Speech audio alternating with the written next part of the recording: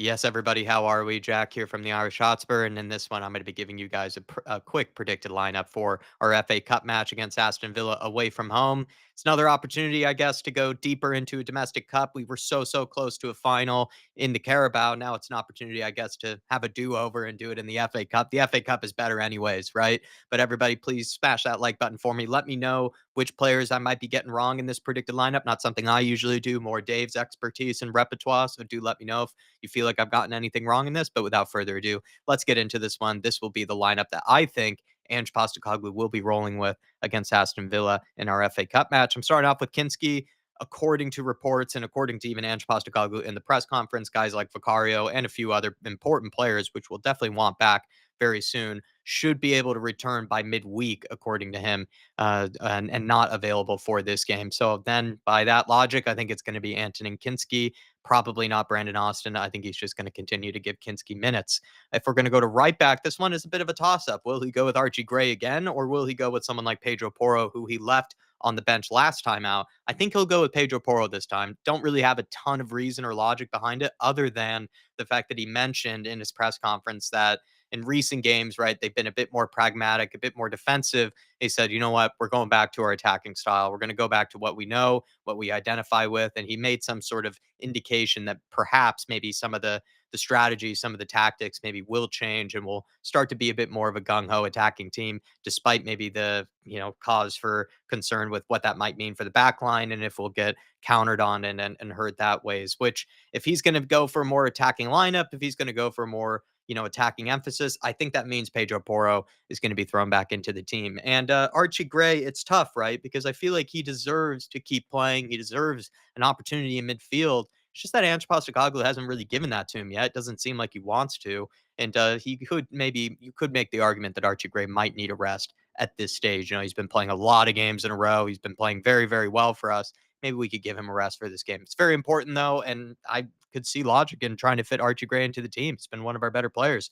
At left back has to be Jed Spence. Would love to see him at right back and maybe some sort of version of a team where we can get maybe Jed Spence at right back, then Destiny at left back. Apparently, Destiny Udogie should be back by early midweek next week. So that's a big boost for us. And then we can see a bit more rotation amongst the fullback positions and give Pedro Porro a bit more competition on that right side. But it is going to be Jed Spence again, who was brilliant last time out, I think, against Liverpool, and just in general has just been one of our best players of the last couple of months, thankfully.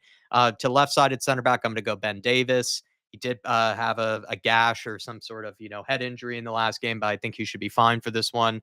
I think he's been a really solid player for us this season. It's a shame that he played a part in one of the goals that we conceded. It's kind of tough because I've had nothing but praise for him. And plenty of times in previous seasons, I've been very critical of someone like Ben Davis, but this time around, it's definitely maybe the case that he was actually at fault for one of the goals, and yeah, definitely played a part in it. It was tough to see for a guy who's probably been one of our best center backs this year. So let me know, everybody. But we're gonna go with Ben Davies at left sided center back, and for right sided center back, I'm going with Kevin Donzo once again. And was comfortable enough to roll him out against Liverpool. I wouldn't see why he wouldn't roll him out then against this Aston Villa side. And Kevin Donzo, I thought played all right. I couldn't say he played really well or really poorly. I thought there were some good interceptions. There were some times when he was trying to be brave, but there were some moments where he looked like maybe a bit sort of maybe trying to impress maybe too much or just trying to do too much, where he looked a little clumsy or looked maybe a little bit out of control. And some of the times he was trying to make a challenge, or even some of the passes he made, I thought maybe were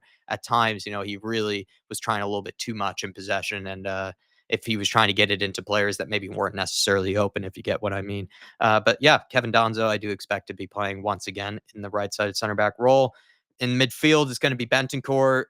A lot of people had criticism for Bentoncourt in the last performance. I could see why. I think maybe he started to kind of fade more and more, didn't show the leadership that maybe we would expect from someone who is one of the more experienced players in the team. But I do think at the moment in time, Bentoncourt is still our best number six. And it'd be nice for him to actually get a good sequence and a good run of games here without picking up another injury or anything like that, or suspension or whatever he's been getting these days that have prevented him from playing a succession of games in a row. So Bentoncourt at number six for me in this predicted lineup. Then I've gone for Pop Matasar. The reason why is because Basuma did play a big part in one of the goals that we conceded. And wonder if Ange Postecoglou, he's very kind to Basuma and he likes to play him a lot, but I wonder if Ange Postecoglou is going to think about making that change in midfield. That is the one that he could consider getting Pop Matasar into the team, someone who has a bit more of an attacking kind of emphasis, maybe more of an attacking influence when he is playing well. Don't get me wrong. I think Sar's had maybe recently some poor performances, but I think he offers more going forward and has more of a chance to pop up with a goal, especially in a big game like this one,